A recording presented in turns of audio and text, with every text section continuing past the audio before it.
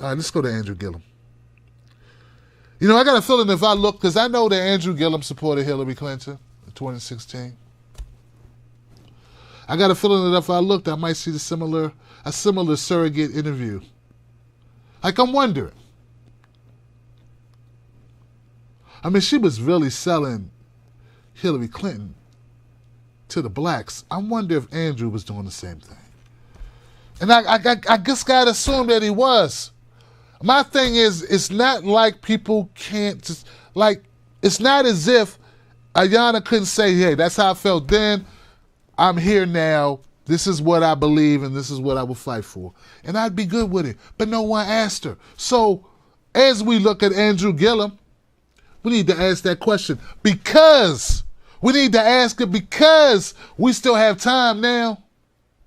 We still have time. Well, he'll have to answer. And if you get somebody on the record answering to these things, maybe we can hold them their commitment to it. See, I think we need to have a little collateral on people. And one thing politicians hate is collateral in the form of words coming out of their mouths. And believe me, even though Ayanna has won Massachusetts 7th District, she don't like that video being out there, and she don't like me talking about her like this. But I'm not talking about her as an individual, as a person, as a black woman, or as a woman, or as a human being. I'm talking about her as it pertains to being a corporate Democrat toting the line for Hillary Clinton and feeding us a bunch of baloney. Now, Andrew Gillum, if that same type of rhetoric exists, somebody's got to hold him accountable for it. Somebody's got to ask him the question, hey, man, you said this, now you're saying this. What up, bro? Mr. Gillum, sir, you said this, now you're saying this. What up, man? Please explain yourself. We would like to hear it. But see, as a voice for those people who donate to you, who send out your Facebook posts, who retweet your videos and your tweets, I got to ask you that question. I want you to check out this video. What's impossible? The son of a bus driver becoming mayor of the capital city? Or that mayor standing up against the NRA so that guns couldn't be fired in city parks and winning? How about running for governor and being the most progressive Democrat who would invest $1 billion in education and create Medicare for all? Is it impossible to come from nothing, be outspent 10-1, and win? Share this, buy a TV ad, and prove the impossible. See, I like that. I like that ad. I like what he says he's about, what he's going to do for the people. These are very inspiring words. But see, we don't have time to just be inspired by words. We don't have time to just go, oh, this is great. I feel good now. I feel like I can go, run a couple of laps and do some push-ups and maybe I'll stop eating Wendy's. No, we need the authentic, the real deal, certified, bona fide, legit progressives. Mr. Gillum, we don't have money to give you, brother. You need to get more of the PAC money if you're going to come out after saying Medicare for all and start changing your language. Because my people don't have money like that. Andrew Gillum's difficult to call out. And the only reason why is because he's up against such a horrific opponent. And that's what it comes down to each time, But we have to call you out, Mr. Gillum, because we want you on the record that you support Medicare for all.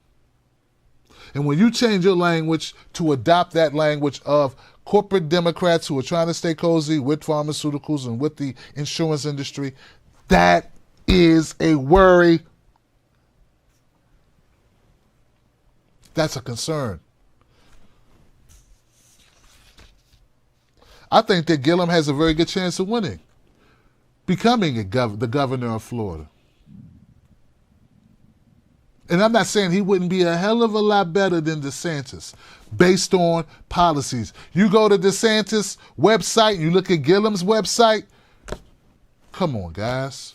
There is even a mention of Medicare, of health care on DeSantis' website. And that guy he's trying to overturn Affordable Care Act, Obamacare, and strip it down even though he knew millions of people would lose their coverage. So DeSantis is horrible, but this ain't about DeSantis. It's about you, Gillum, and we can verify, validate, and inspect you independently of the garbage Republican that you're running against. Because once again, it's not about if you're better than the Republican. It's about does my community, do my friends, my supporters, progressive-minded people and independent voters, do they need to put one shred of truth, trust, reliance, or hope in your candidacy? Should they give one half a penny, make one phone call, send one tweet, knock on one door on your behalf? That's the question. Of course you're going to be better than DeSantis. But are you good enough for us? And I don't mean your shoes. I don't mean your family. I don't mean your story. Great story. Great story. Phenomenal story. And I don't mean the shows you go on where they softball questions to you and they just ask you about your hard life struggle. I mean, are you committed to our values and what we represent?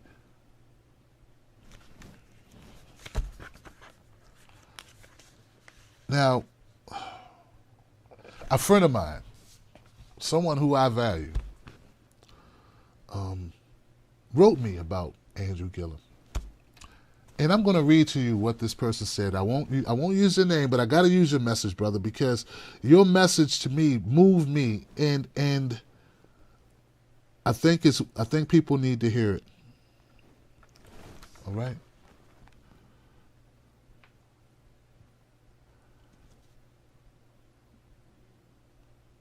Well, okay. I'm going to start with what I said. I said someone is advising him to pursue the narrative. This was about impeach Trump. I will reach out. Word is out, Gillum chose some establishment as his LT and also changing his language on Medicare for All.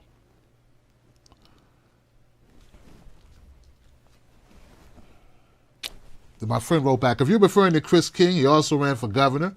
His ads weren't offensive and were targeted towards serving people or the people. I liked him better than Green and Levine. We're all going to get perfect, but Republican leadership has ignored the wishes of the people, leading to algae and drinking water problems. DeSantis is one of Trump's fair-haired boys. He's been out front on Russiagate, and he will be hard to. He's going to be formidable. So then I told my friend that I reached out to Gillum to ask him about his change of language on Medicare for All, and that I hadn't heard back. And I told him, I said, I'll keep you posted. He said, thanks. And this is the part that moved me, guys, and I want to share it with you. My friend said, thanks. Florida has been very poorly managed. We are in crunch time here. If we don't address the problems soon, the problems will get much worse. The Republicans really effed up the medical marijuana reform. There are very few stores. They sell vape pens, or sublingual fluids only. No leaf allowed. Yet, let me tell you, we can learn a lot from the Russians when it comes to this. And then he says, this is one of our biggest problems. And then he showed it. He sent me a clip about maggots spotted on Collier County beaches. Maggots spotted on the beaches in Florida.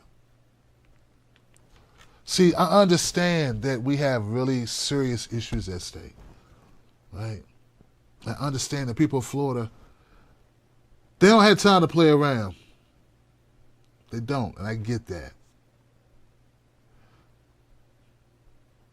But I still believe, though I stated to my friend that I will give Gillum a chance to respond. I want to find out more. I reached out to all my contacts in Florida trying to find out what's Gillum doing. Why is he changing his language? Why is he talking about Trump impeachment? Why is he all of a sudden talking about affordable instead of Medicare for all, which was what he said in the ad? He didn't say affordable in the ad. He said Medicare for all. Why is he changing now? This is not good. He can't inspire progressives by doing this. This is bad.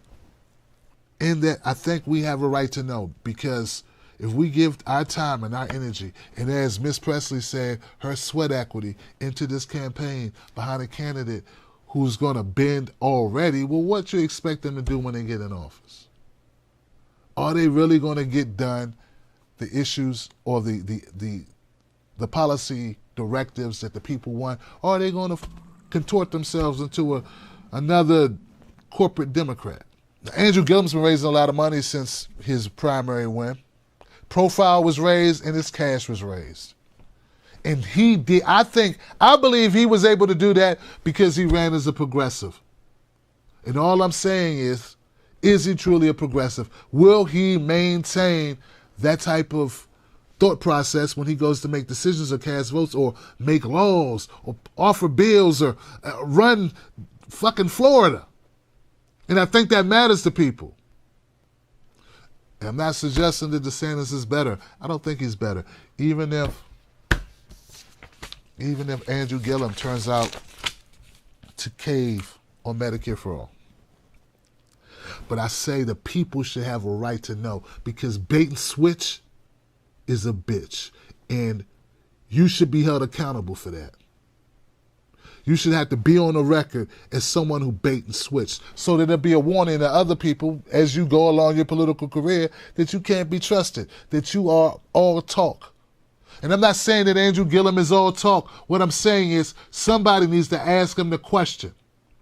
So anyone who gets an opportunity, whether it's me, whether it's anyone in independent media who gets an opportunity to ask Andrew Gillum a single question, you ask him about Medicare for all. And if he starts talking affordable care, you push back. Ask him very specifically, are you going to fight for Medicare for all for your Florida residents? Yes or no? That's what you need to know. If he says we're going to do our best to ensure more people, that ain't the same thing. Mr. Gillum, you ran on that, sir. People were excited because of that. I just want to make sure you're still on point. Now, if we go back and look at the tape on Mr. Gillum, we'll probably find he was stumping pretty hard for Hillary, too. I mean, he was a surrogate. Someone should have been asking tough questions. Independent media that had the opportunity to ask him. Maybe they did. Maybe they did, guys. I don't know. Maybe somebody asked these questions. I haven't seen all the content. I just know when the political, or when the progressive community, no one said, Tim, here goes the video of people asking Andrew Gillum and holding his feet to the fire about Medicare for all. Here goes somebody else holding his feet to the fire about his support for Hillary over Bernie Sanders, and now Bernie Sanders has endorsed him. What changed in 2 years, Mr. Gillum? These are all questions that should be asked, and there's nothing wrong. We should ask them. In fact, it would be a dereliction of independent media duty not to ask those questions. Some of the things that are happening in the Gillum race are troubling, such as this post by Kathy, what's her name? Kathy Gibson.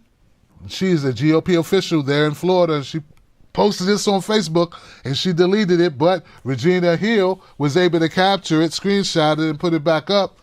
Just what every Floridian is dreaming of, going backward, not forward. If anyone living in Florida at this time was a slaveholder, had family that was slaveholders, or committed acts against African Americans, please let Mayor Gillum know so he can bill you and your family.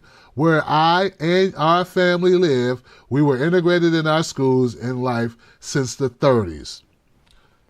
Andrew's got a little different take on socialism than Ocasio-Cortez. Andrew Gillum says when he wins governor of Florida, his people will be getting paid back for slavery.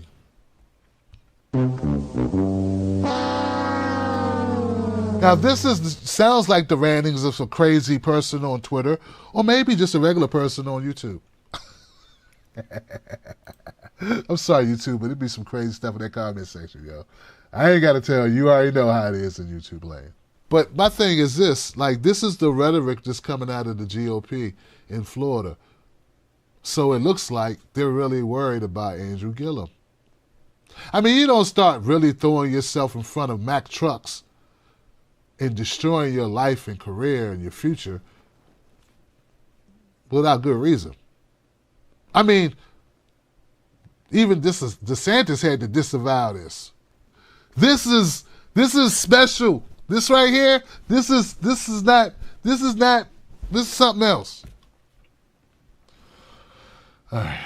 So what I'm saying is they're worried about him.